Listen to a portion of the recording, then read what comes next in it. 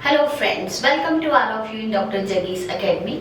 In my last video, we have studied about the electrolysis of sodium chloride in molten state as well as in aqueous solution.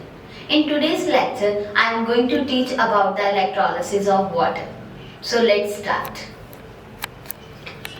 What do you mean by electrolysis? Actually, electrolysis is made up of two words. Number one is electro and second is lysis. Electro means electricity and lysis means breakdown. In other words, we can say that electrolysis is a chemical decomposition of electrolyte on passing electricity through it. So let's start electrolysis of water. Electrolysis of water means on passing electricity through acidified water, it undergoes decomposition to form hydrogen gas and oxygen gas. So first of all, I will study the general reaction of the electrolysis of water. After passing electricity through a water, hydrogen gas is produced at cathode and oxygen gas is produced at anode. So, a device in which electrolysis of water takes place is known as Hofmann cell or Hofmann voltmeter cell. So, in the electrolysis of water, we use acidified water. So, why do we use the acidified water instead of pure water during the electrolysis of water? Acidified water means that small amount of dilute sulfuric acid is added to water. So why do we use the acidified water? Because pure water is not a conductor of electricity. Hence, sulfuric acid that we added in water ionize the water into its ion, that is H positive ion and OH negative ion, to greater extent to conduct electricity through a water. So here is a Hofmann apparatus or Hofmann cell used for the electrolysis of water. So this is a Hofmann cell. Here we have two electrode. One is anode, which is denoted by the positive charge, and second one is cathode, which is denoted by negative charge. And these two electrodes, they are connected to the battery for power supply. In this case, in the center of this tube, water is added for electrolysis. After passing electricity through a water, then hydrogen gas is produced at cathode and oxygen gas is produced at anode. So why do we use this type of apparatus for the electrolysis of water? Because in this case, we get two gases product. One is hydrogen gas and another is oxygen gas. So this apparatus allows the separation between these two gases at two electrodes. So that is why we use this type of apparatus for the electrolysis of water. The electrolysis of acidified water. In this case, we added a small amount of sulfuric acid into water. So in this case, water is ionized to form H positive ion and hydroxyl ion, whereas sulfuric acid is also ionized to form H positive ion and sulfate ion. So in this case, we have only one type of positive ion, that is hydrogen ion, and the two types of negative ion, the one is hydroxyl ion and second is sulfate ion. So in the electrolysis of water, we use the electrolytic journal cell, electrolytic tank, in which the acidified water is placed. It contains H positive ion, sulfate ion and hydroxyl ion. To pass the electricity through this cell, the two electrodes, they are dipped into this solution, are known as carbon electrode. These two electrodes, they are connected to the battery.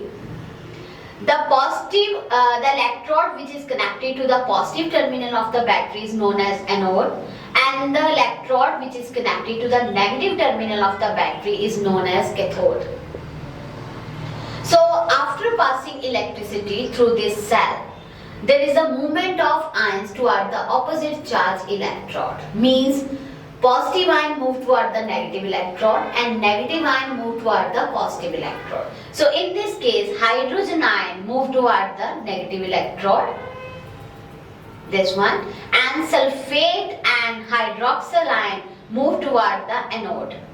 After reaching ions at opposite electrode, then the chemical reaction take place, means chemical changes take place at their different electrode. So, as we know that at cathode reduction take place, means gains of electron.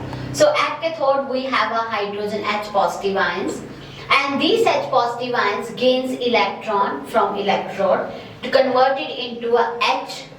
So as we know that a hydrogen atom are unstable, so it combined with another hydrogen atom to produce H2. So during the reduction of H positive ion, H2 gas is produced at cathode. On the other hand, we have another electrode, that is the anode, on which the oxidation take place. So in this case at anode we have two types of negative ion. Number one is hydroxyl ion and second one is sulfate ion. So out of these two ions, only one ions they get oxidized. So in this case hydroxyl ion, they get oxidized. It has more tendency to oxidize as compared to the sulfate ion, because the oxidation potential of the hydroxyl ion is greater than sulfate ion. So only hydroxyl ion is oxidized, sulfate ion that does not oxidize. So hydroxyl ion they loses electron to convert it into a OH.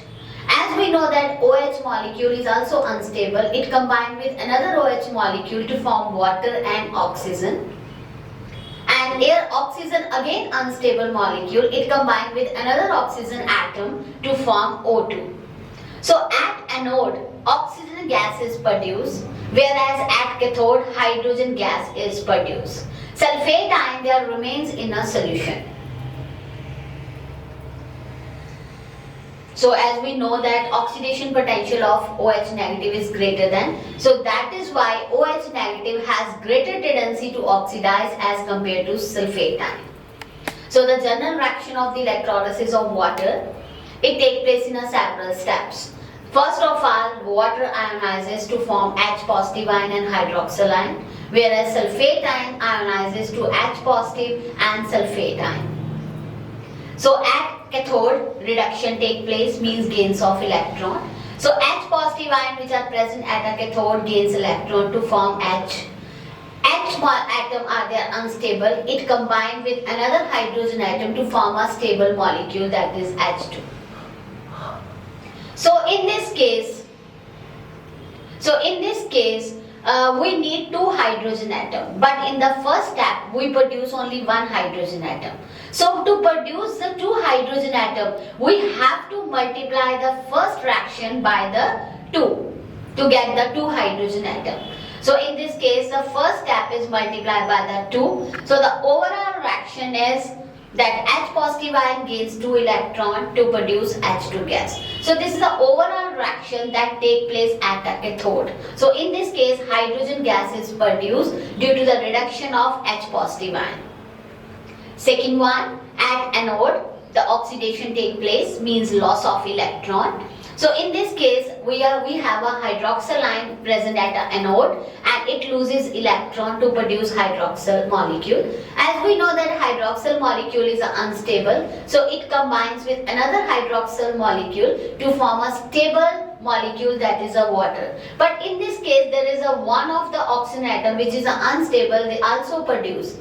So this oxygen to become a stable, it combines with another oxygen atom to form an oxygen molecule.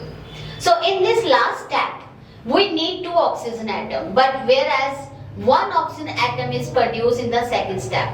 So to produce the two oxygen atom, we need to multiply the second equation by the 2.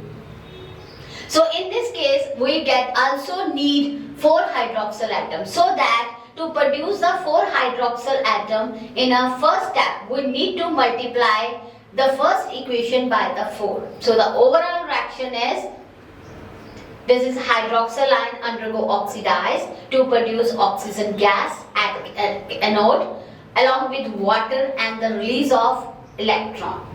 So these are the overall reaction of the electrolysis of water. So in the electrolysis of water, hydrogen gas is produced at cathode and oxygen gas is produced at anode. So this is a electrolysis of water. I hope that you must have learned and enjoyed this video. Okay, thank you.